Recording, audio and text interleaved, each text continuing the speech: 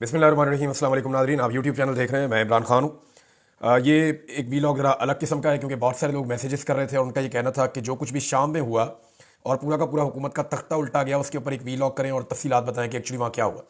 तो ये वीलॉग अगर आप देखेंगे तो आपको बिल्कुल आसानी के साथ सारा खेल समझ आ जाएगा कि शाम में हुआ क्या, किस तरीके से हुआ और उसकी जिम्मेदारी किसके ऊपर आती है और क्या जो हुआ है इसका इम्पैक्ट मिडल ईस्ट के ऊपर क्या होगा। यानी मैं तो इसको ऐसे देख रहा हूँ कि शायद एक नया मुल्क बनने की तरफ चीज़ें जा रही हैं, यानी चंद मुल्कों को मिलाकर एक नया मुल्क भी इस खित्ते में बन सकता है।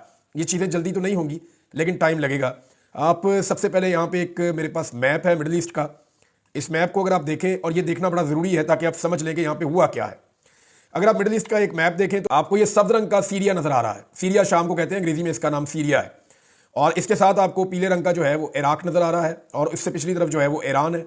ऊपर की जानिब जो पिंक कलर का आपको नज़र आ रहा है गुलाबी रंग में, ये तुर्की है। और जो नीचे वाला गुलाबी रंग है ये जॉर्डन है, जिसको उर्दन कहते हैं आप। ये काफ़ी बड़ा मुल्क है।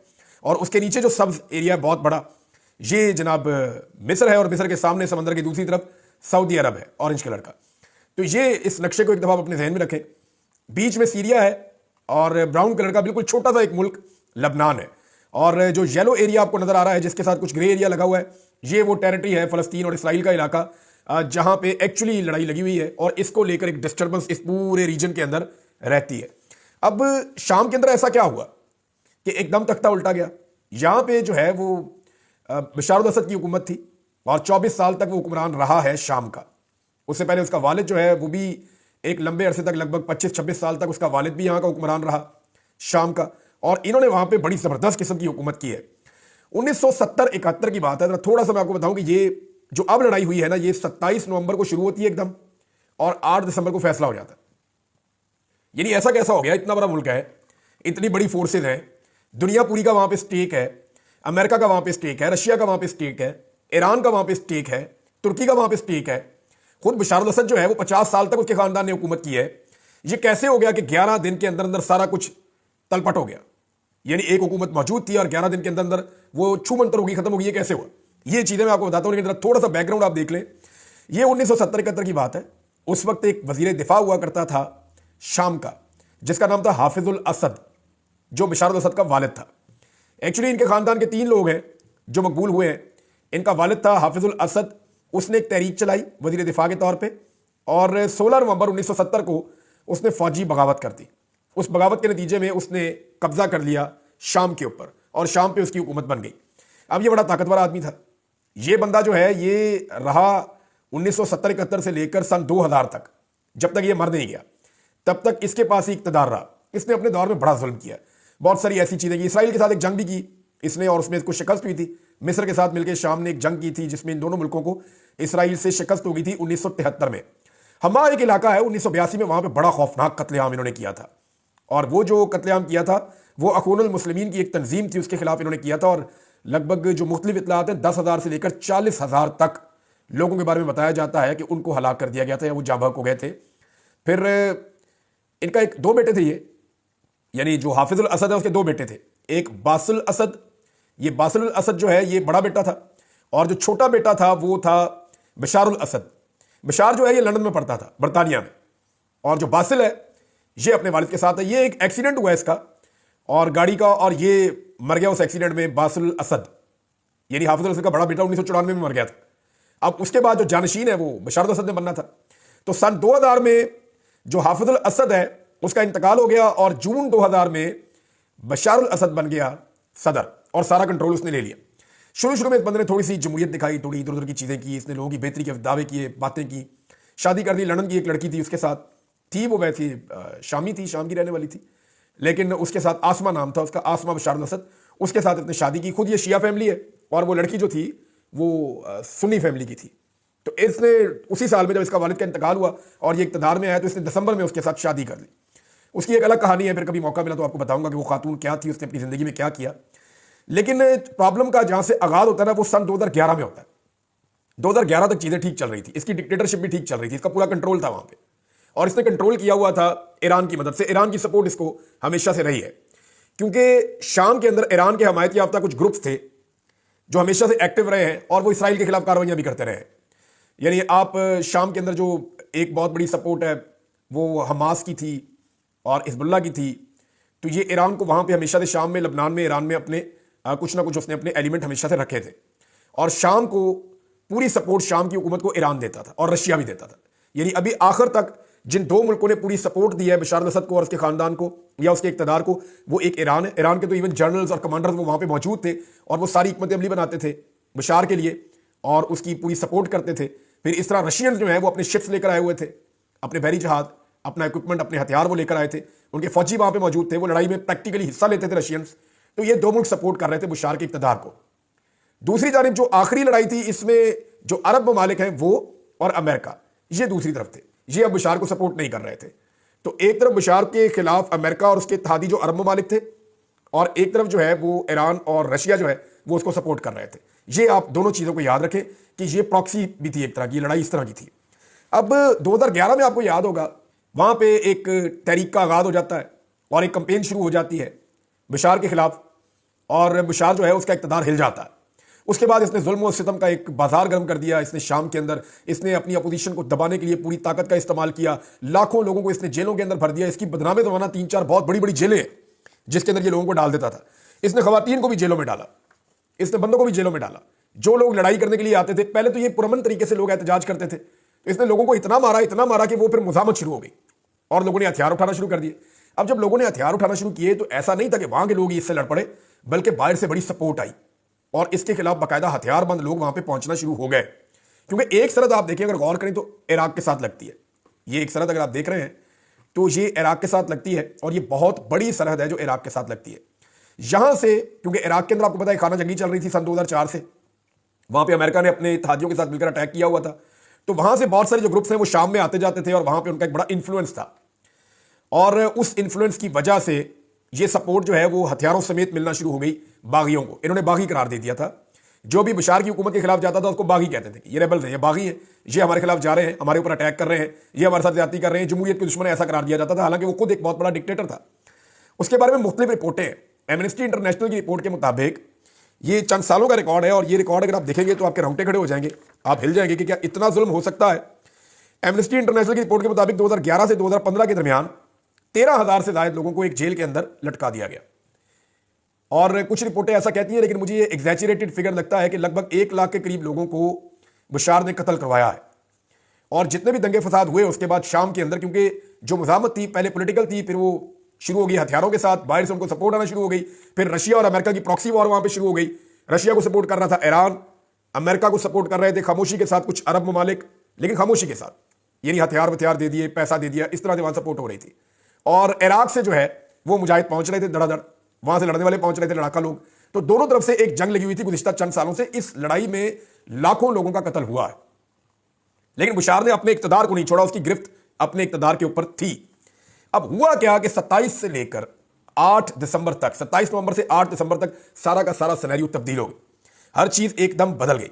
2011 में इन्होंने अटैक किया था अपने लोगों के ऊपर, बहुत खौफनाक किस्म का लोगों को कत्ल किया था। इस खाना जंगी के नतीजे में 3,88,000 से ज्यादा लोग मारे गए, जबकि 1,20,00,000 के करीब अफराद जो है वो बेघर हो गए। 2013 में इसने कीमियाई हथियारों का इस्तेमाल किया अपने शहरियों के ऊपर। इसके ऊपर पाबंदियां भी लगी, इसके खिलाफ पूरी दुनिया में बहुत आवाजें भी उठी, इसकी बीवी के खिलाफ भी, इनके ऊपर ट्रैवल बैन लग गए, इनके एसेट सील हो गए, बहुत सारी चीजें हुई, लेकिन किसी ना किसी तरह करके इसने मैनेज कर लिया। 2021 में इसने दोबारा इंतखाबात करवाए और ये फिर 95% वोट लेकर फिर इक़्तिदार में आ गया। यानी ये इंतखाबात जैसे करवाता था जैसे डिक्टेटर करवाते हैं, आपको पता है। तो एक्चुअली ये एक डिक्टेटर था, 50 साल तक इसका खानदान रहा। इन 50 सालों में शाम ने इतनी कीमत चुकाई है कि लाखों लाशें शाम में दफन है, जो इस इक़्तिदार के नतीजे में, यानी इन्होंने अपने इक़्तिदार को बरकरार रखने के लिए बाप ने और फिर बाद में बेटे ने लाखों लोगों का कत्लेआम होने दिया। और वहां पर अगर जमहूरियत होती, इंतखाबात होते, तो बहुत सारी हुकूमतें तब्दील होती और इतने लोग ना मारे जाते। बहरहाल 2022-23 में कुछ अरब ममालिक ने थोड़े बहुत ताल्लुकात बहाल किए थे बशार के साथ, क्योंकि बशार जो है वो उसके ताल्लुकात ईरान के साथ बेहतर थे, तो फिर इस वजह से अरब ममालिक के साथ अच्छे नहीं है।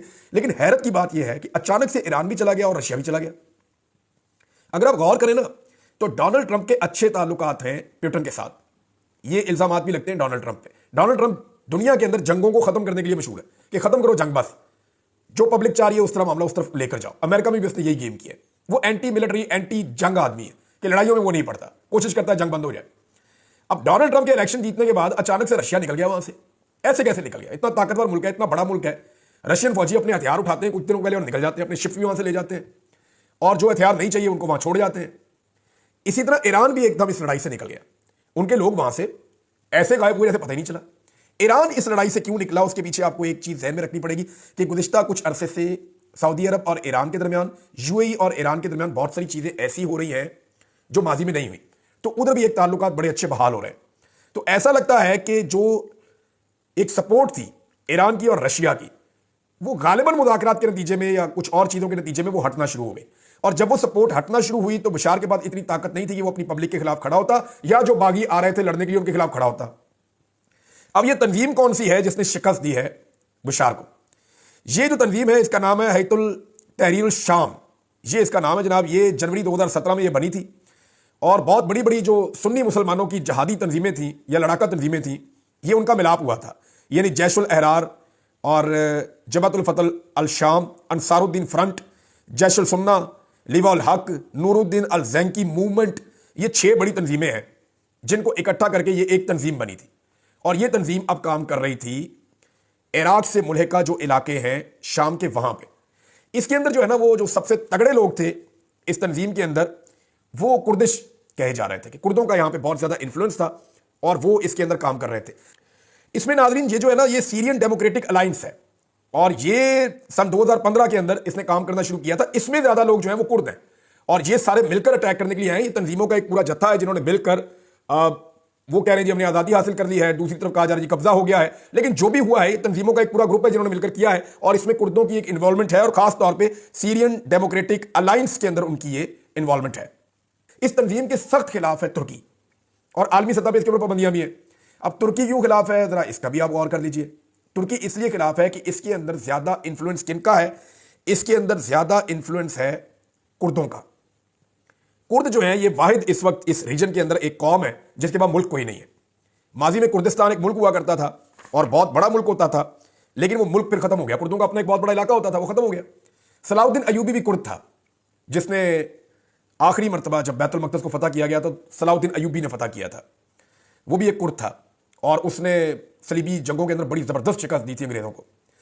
अब ये कुर्द हैं, ये बड़े दिलेर, ये बहादुर हैं, लेकिन ये अपना मुल्क ढूंढ रहे हैं। इनका मुल्क कैसे बनेगा या ये अपना मुल्क कैसे हासिल कर सकते हैं, उसके लिए आपको एक नक्शा और देखना पड़ेगा। ये नक्शा आप देखिए, ये सफेद रंग का नक्शा, इसके बीच में ये पीला इलाका आपको नजर आ रहा है ना, ये कुर्दिस्तान है। ये कुर्दों ने अपना एक नक्शा बनाया हुआ, वो ये कह रहे हैं ये हमारा मुल्क है, इसको हमने हासिल करना है। अब इस तंजीम के अंदर जो लड़ने वाले ज्यादातर लोग थे, उनका मतम नजर जो है वो अपना मुल्क हासिल करना भी था। तुर्की इसके खिलाफ इसलिए है कि सबसे बड़ा इलाका अगर ये कुर्दिस्तान बनता है तो वो कुर्दिस्तान के नक्शे में तुर्की का है। ये जो तुर्की का बहुत बड़ा एरिया है और वो बड़ा जबरदस्त एरिया है तुर्की का, वहां पे उन्होंने बड़ी इन्वेस्टमेंट्स की हुई है, मैंने वो इलाका देखा हुआ है। वो जो है वो कुर्दिस्तान का हिस्सा कहा जाता है, वो कहते हैं हमारा हिस्सा है, तो तुर्की इनको नहीं मानता। अच्छा, ईरान का भी एक बड़ा हिस्सा है जो जो कुर्द कहते हैं ये भी हमारा है बीच में। इराक का भी एक हिस्सा है और शाम का भी एक हिस्सा है, बल्कि बहुत थोड़ा थोड़ा सा हिस्सा जो है वो आर्मीनिया का और अजरबैजान का भी है।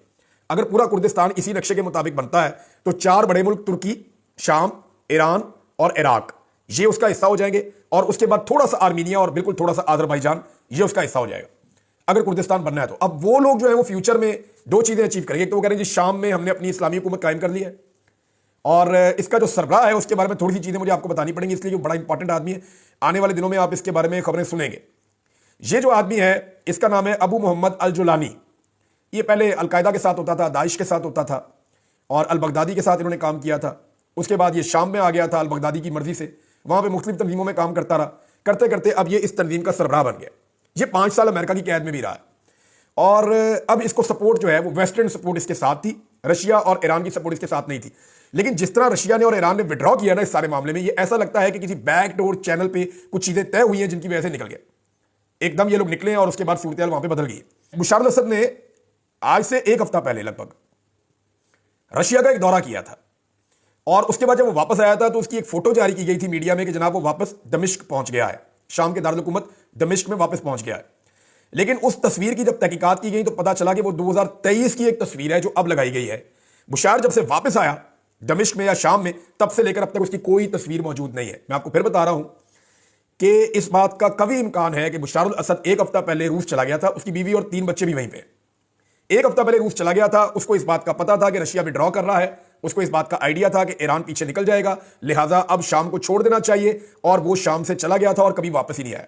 इस बात का बहुत इम्कान है। लेकिन अगर वो वापस आया तो इसके बावजूद अब सूरत हाल ये है कि वो शाम से भागकर रशिया पहुंचने में फिर कामयाब हो गया। इस वक्त वो रूस के अंदर मौजूद है और उसको रूस ने पनाह दी हुई है। बशार अल असद जो है उनका इक़्तिदार खत्म हो गया, लगभग 5 दहाइयों का इक़्तिदार था, लेकिन वो बाकी नहीं बचा। इस खित्ते में और बहुत सारे इक़्तिदार भी खत्म हुए, कभी उनके ऊपर डिटेल से बात करेंगे। कुछ अहम चीजें मैं आपके सामने रख दूं कि अब होगा क्या। एक तो शाम के अंदर अगर इलेक्शन होते हैं, वहां का जो वजीर आजम है जो शाम का, वो वहीं पे मौजूद है। वो ये कह रहा है भाई इक़्तिदार की मुंतकली करना चाहता हूं, आप इलेक्शन करवा दें, फ्री एंड फेयर इलेक्शन हो जाए, लोग जिसको वोट दें उसकी हुकूमत आ जाए। अगर तो ये हो जाता है तो ये तो शाम के लिए बहुत अच्छा है। लेकिन अगर ये खाना जंगी लगी रहती है और जबरदस्ती इक़्तिदार पे कब्जा किया जाता है और इलेक्शन नहीं करवाए जाते, तो सूरत हाल बिल्कुल मुख्तलिफ हो जाएगी। अभी तक तो जो लोग आए हैं उन्होंने कहा जी हम जमहूरी तरीके के साथ चलेंगे और हम जाएंगे कि इक़्तिदार मुंतकिल हो बड़े पुरअमन तरीके से। वो लोग तो जो अभी आए वो ये बात कर रहे हैं कि वो सही तरीके पे चलेंगे। लेकिन इसमें बहुत सारे ऐसे लोग हैं जो कुर्दिस्तान का ख्वाब देख रहे हैं। अब वो जो लोग कुर्दिस्तान का ख्वाब देख रहे हैं, क्या वो रुकेंगे? वो इसके बाद अपनी अगली मंजिल की तरफ बढ़ने की कोशिश करेंगे, क्योंकि शाम के जो शुमाल मशरकी इलाके हैं वहां पे उनका बहुत इन्फ्लुएंस है। इसी तरह तुर्की, ईरान और इराक के कुछ एरियाज में भी वो बड़े मजबूत हैं और वो इतने मजबूत हैं कि उन्हें यह लगता है कि वो अपना मुल्क बनाकर छोड़ेंगे। तुर्की में आप कभी सुनते हैं या ईरान के कुछ एरियाज में कहीं पे खुद कुछ धमाका हो गया कुछ, वो कुर्दिश जो लोग हैं ना वो उनके खाते में पड़ता है। वो आज़ादी की जंग इस वक्त लड़ रहे हैं और इसके बाद उनको बहुत हौसला मिलेगा। अच्छा जी, इसराइल का क्या बनेगा? सब लोग इसके बारे में ये सोच रहे हैं। देखिए, इसराइल की लड़ाई हमास और हिजबुल्लाह के साथ ज्यादा थी। उन दोनों को ईरान सपोर्ट करता था और उनको जो सपोर्ट मिलती थी सरजमीन पे वो शाम से या लबनान से मिल जाती थी। अब ईरान यहां से चला गया, हिजबुल्लाह और हमास जो है वो यहां पे उतने मजबूत नहीं रहे, तो इसराइल को वक्ती तौर पे इसका फायदा होगा। लेकिन इसराइल को एक बात और याद रखनी पड़ेगी कि जो लोग लड़ाका लोग इराक के अंदर मौजूद थे और वहां पे उनकी बहुत ताकत थी, वो अब इसराइल के बहुत करीब आ गए हैं। सवाल यह पैदा होता है कि जैसे ईरान लड़ाई कर रहा था इसराइल के साथ या उसके साथ उसकी कोई ना कोई टुक टक लगी रहती थी, क्या ये जो अब लोग आए हैं ये भी इसराइल के साथ कोई लड़ाई करेंगे या मामला को किसी और तरफ लेकर जाएंगे? फिलहाल जो ईरान का एक खतरा इसराइल के ऊपर लटक रहा था उसमें कुछ कमी आई है, ये बात सबको तस्लीम करनी पड़ेगी। लेकिन ये जो नया एक खतरा है ये किस नौइयत का है, इसको जानने के लिए हमें अभी चंद दिन या चंद महीने या कुछ अर्सा में इंतजार करना पड़ेगा, फिर समझ आएगी कि ये नए लोग इसराइल के साथ कैसे डील करते हैं। नाज़रीन, एक और चीज भी है, कुछ मनाजिर आ रहे हैं सीरिया से, लोग खुश हैं, लोग कह रहे हैं जी एक डिक्टेटर चला गया, हमारी जान छूटी। सीरिया वैसे भी जो है शाम वो सुन्नी मेजॉरिटी का इलाका है, तो लोग वैसे भी खुश हो रहे हैं। दूसरा एक चीज़ और भी है कि बहुत सारी ऐसी खवातीन हैं, बहुत सारे ऐसे लोग हैं जो बशार अल असद की कैद में थे और उन्होंने जेलों के अंदर रखे हुए थे, बड़ा जुल्म किया उनके ऊपर और आलमी रिपोर्टें भी इस बारे में आती रही हैं। अब वो जो लोग हैं उनको रिहाई मिली है, उनके मनाजिर आ रहे हैं, तो इस वक्त तो बड़े जज्बाती मनाजिर नजर आ रहे हैं। लेकिन आने वाले वक्त में क्या होगा हम कुछ कह नहीं सकते। अब तक इतना ही नाज़रीन, अपना ख्याल रखिएगा, अपने चैनल का भी। अल्लाह हाफ़िज़।